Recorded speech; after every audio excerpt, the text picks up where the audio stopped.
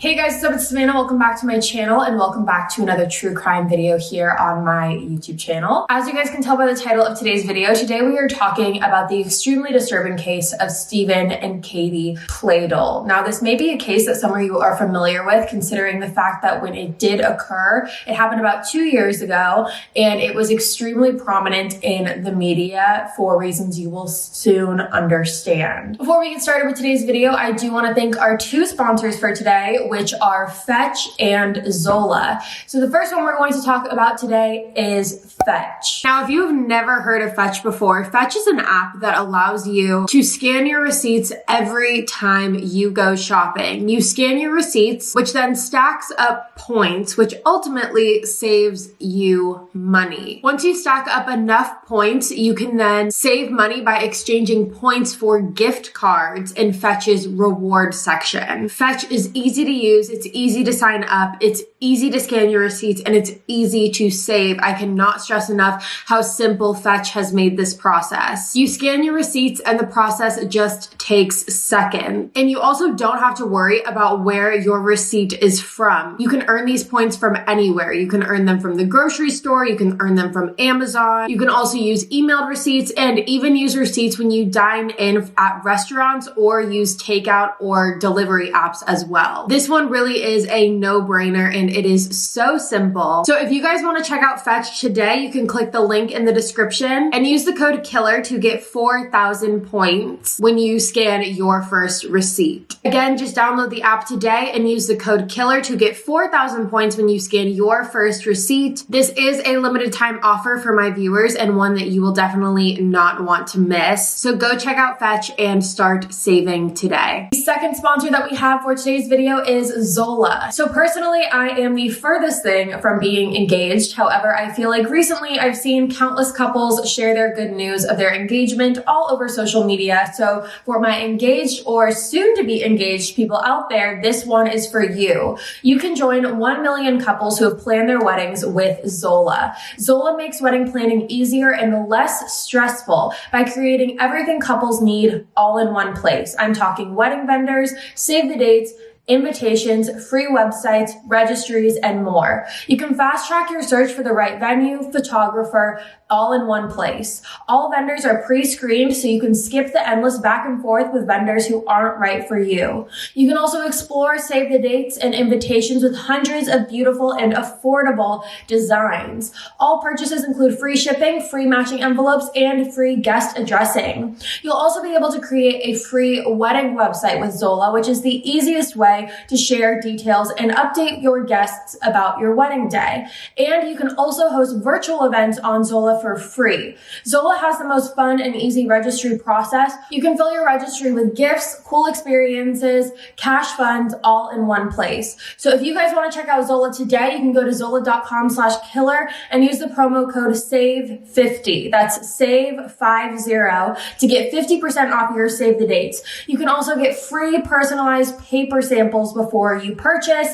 That's zola.com/killer and use the promo code SAVE50. So thank you to the sponsors of today's video. And with that being said, let's move on with the rest of the case. So this case begins in 1995. And in 1995 is when a 15-year-old girl named Alyssa met a 20-year-old man named Steven Pladl online. Alyssa was living in San Antonio, Texas at the time that the two of them had met, and Steven was living in New York. Now, the two of them talked online for a little bit before they finally decided to meet up in person. So Steven ended up flying to San Antonio to meet Alyssa, and then their relationship progressed from there. Now, due to the age difference of Steven and Alyssa, Alyssa's parents were heavily against their relationship. They disapproved of it completely. However, regardless, their relationship continued. So their relationship progressed, and Alyssa actually became pregnant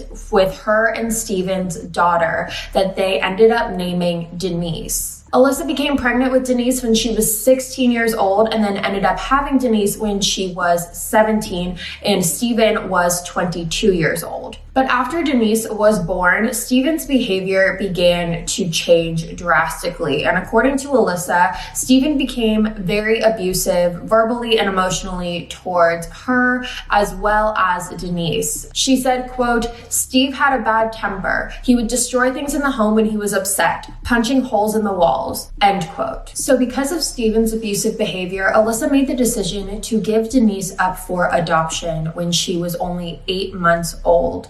And Denise ended up being adopted by the Fusco family. And this consisted of Anthony and Kelly Fusco. At the time that they adopted Denise, the Fuscos were living in Dover, which is about 80 miles outside of New York City. And they also already had a biological daughter of their own. So they had their own biological daughter, and then they were adopting Denise as well into their family. And when they adopted Denise, they actually ended up renaming her. So instead of Denise, her new name was Katie. And that is what we are going to be referring to her as throughout the duration of this episode. Now, according to Carrie Gold, who is Katie's adoptive mother's brother, so essentially her uncle, he said, quote, "Katie had a very, very normal life. My nickname for Katie was Pac-Man. She was always eating. She loved animals. She was a vegetarian," end quote. Katie attended Dover High School and was well known for her artistic abilities. She was incredibly creative and would always be drawing comic strips at school, and her life plan was to attend college and pursue a career in digital advertising. In a blog post, Katie actually wrote, quote, "A pen and something to draw on became a safe place for me. Ink became my weapon against rules and regulations. To be short, for me, a life without art is no life at all." End quote. Now, Katie's plans were actually cut short when Katie turned 18 years old and graduated high school. And instead of going to college, she decided that she wanted to find her biological parents. She wanted to reach out to them, and that is exactly what she did. In August of 2015, Katie ended up reaching out to Alyssa and Steven Pladl. And after talking back and forth online for a little bit, Katie decided that she was going to move in with Alyssa and Steven.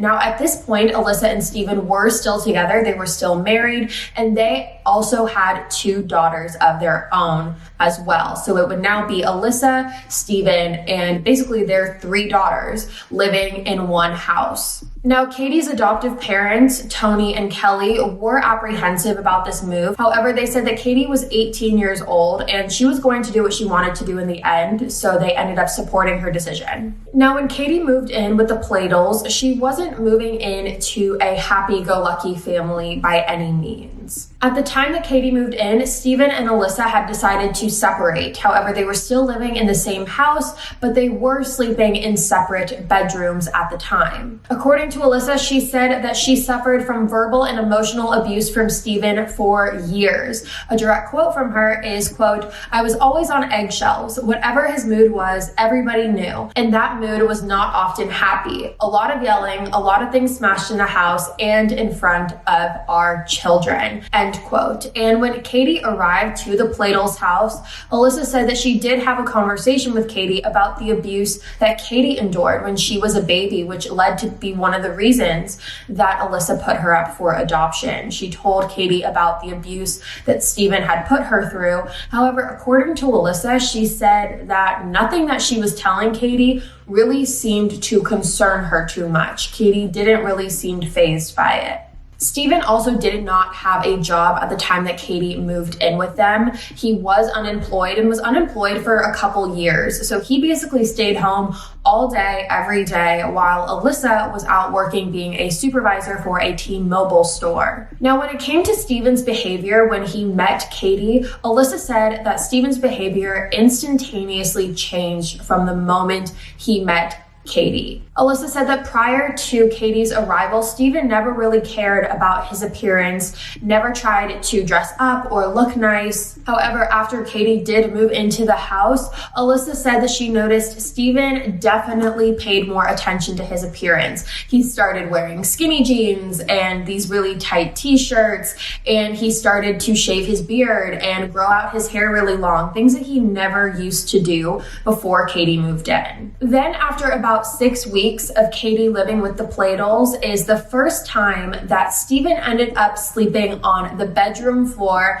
of Katie's room. Now, when Alyssa found out about this, she said that she was immediately concerned. However, she decided to let it go and didn't really say anything. However, it wasn't until the following night when he slept on her bedroom floor again that Alyssa confronted Steven about this, saying that it was completely strange and uncalled for and inappropriate. However, Steven responded by yelling at her and saying that it was none of her business what he was doing, and him and Katie left the house for a couple hours and ultimately came back.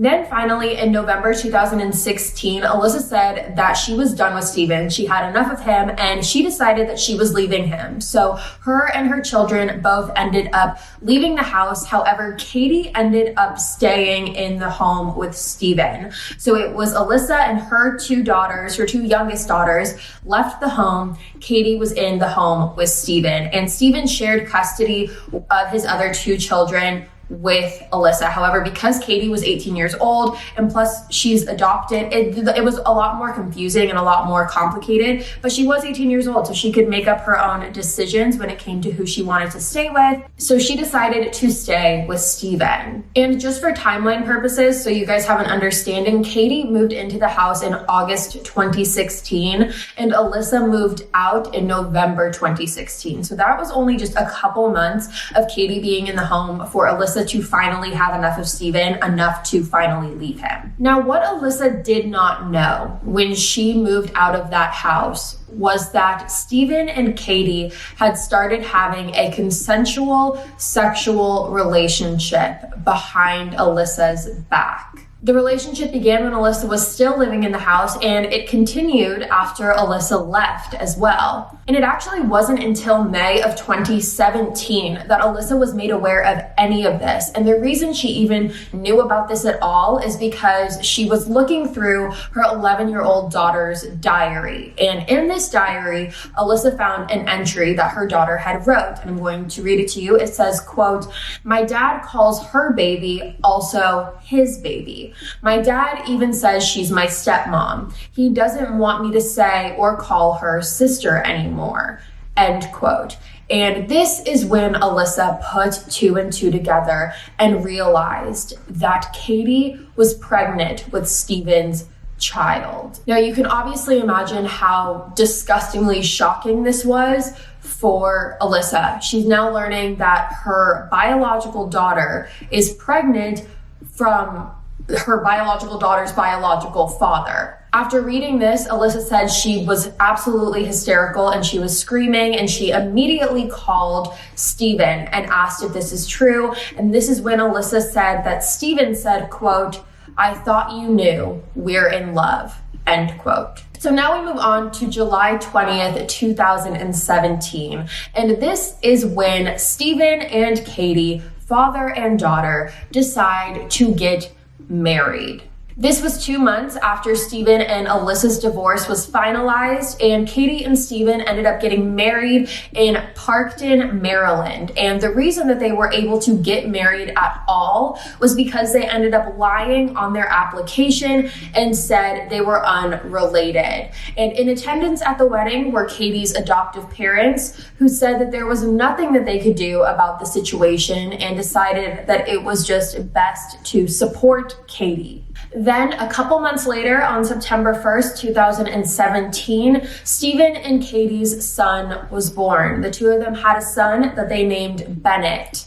And after Bennett was born, they ended up moving into a new house together located in Knightdale, North Carolina. So now we move on to January 2018. And what I didn't mention before was that after Alyssa found out that Katie was pregnant with Steven's child, she did end up contacting the police and told them what happened, which is when the authorities opened an investigation. So this investigation had gone on for months, and it had gone on during the time that they got married, during the time that their son was born, and ultimately the two of them were arrested in January 2018 for charges of adultery and incest. When they were arrested, Steven's mother was the one who took custody of Bennett. But it wasn't long after their arrest that both Steven and Katie were released on bond. So once they were released, they both had a no contact order with each other. So they were not allowed to call each other, text each other, see each other in person. No contact means no contact. So it's not like they just weren't allowed to see each other in person. They weren't allowed to phone call, email, FaceTime, Instagram DM. They weren't allowed to do any of it. So that was the no contact order that was placed against them. However, just a couple months later, in April of 2018, Katie decided that she wanted to break off her relationship with Steven. She decided that she didn't want to be in the relationship anymore, and she decided that despite the no contact order, it was best for her to call Steven and have her tell him this herself. I also want to add that when Katie was released from prison, she ended up moving back in with her adoptive parents in New York. So she went back home. She left North Carolina. She went back home, and Bennett was still in the custody of Steven's mother. So she didn't take Bennett with her when she went home. It was just she went back to New York. Bennett was with Steven's mother, and then Bennett was also living in North Carolina. So again, in April 2018, Katie calls Steven and tells him that the relationship is over. And this absolutely infuriated Steven. He was extremely upset. Like we mentioned before, he had previous temper issues and temper problems, and this did not help the situation whatsoever. This actually infuriated Steven so much that he ended up driving from North Carolina to New York. He left on the night of April 11th and arrived in New York on the morning of April 12th. However, before he went to New York, Steven did the unthinkable. Before making his drive to New York, Steven went to his mother's house and picked up his son. He then took his son Bennett back to his own house, so back to Steven's house, which is where he took him into a closet and suffocated him before leaving his lifeless body there. So after Steven murdered his son, he then got in his car and made the drive from North Carolina to New York, again on the night of April 11th into the early morning hours of April 12th. On April 12th, 2018, which was a Thursday, Steven waited outside of Katie's adoptive parents' home in a minivan. He was hiding in a minivan, waiting for Katie to leave. And that is when he saw Katie and her adoptive father, Tony, get into their truck and start driving away. And Steven turned the car on and started following after them. Now, we know this because there is security camera footage of this incident happening.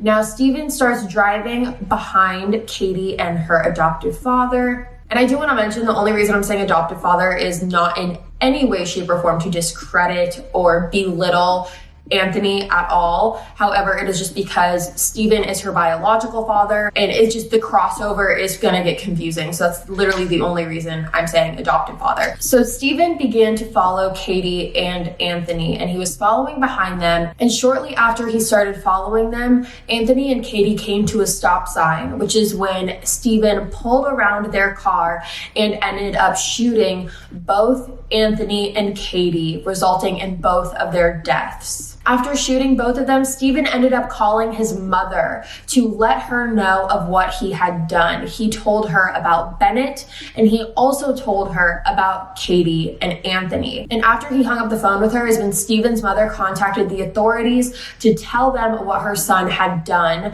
and asked them to do a welfare check on the baby. Because even though Steven had said that he had suffocated Bennett, they wanted to make sure, Steven's mother wanted to make sure. So she asked the authorities to go do a welfare check on Bennett. And that is when they found his lifeless body laying in Steven's closet. And when it came to authorities trying to track down Steven, unfortunately, they were too late, because by the time they got to Steven, they discovered that Steven had shot himself in his car on the side of the road. So that's really where this whirlwind of a case ends. It really is unlike any case we've covered before. I don't think there has been many cases that we have covered that include incest. I know we covered one a long time time ago. I believe it was the Elizabeth Fritzl case.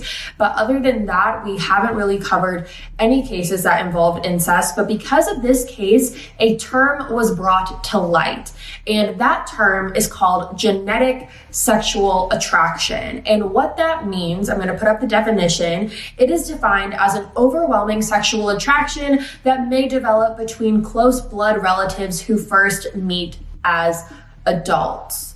Now, regardless of how you want to put it, when they met, incest is incest. Whether they met later in life or they've known each other their whole lives, to me, it does not really make a difference. I know that there is a deeper psychological issue going on in this. However, regardless of how you want to put it, this case is completely twisted. And I honestly couldn't believe it when I first heard about it and started doing my research. I remember hearing about this case in 2018, but I never knew the extent of it. I remember seeing the headlines, seeing the pictures, but never actually knew what was going on and what the depths of this case was. So this was a request by you guys, so thank you for introducing me to this case. It's extremely interesting, and especially when you look at the psychology of it, because if you break it down, Steven preyed on two younger women. He initially did it with his first wife, Alyssa. He was 20 years old dating a 15-year-old. And then you move on to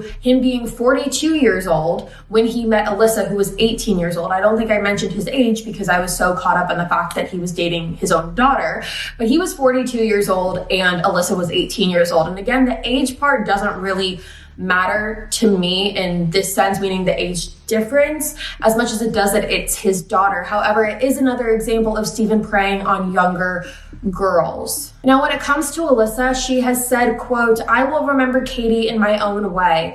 As for Steve, I have no idea and I don't want to even think about him," end quote. So I'm super interested to hear what you guys have to say about this case. Again, it's not like any we have ever covered before, so that's why I'm really curious to get your feedback. You can let me know your thoughts in the comments below. And with that being said, you guys, that is all for me today. Thank you so much for tuning in to another video on my YouTube channel. If you're new here, hi, my name is Savannah. I make videos a couple times a week. You should subscribe and join the family. I love you guys so much, and I'll be back in a couple days with a brand new one. And until then, stay safe, guys. Bye.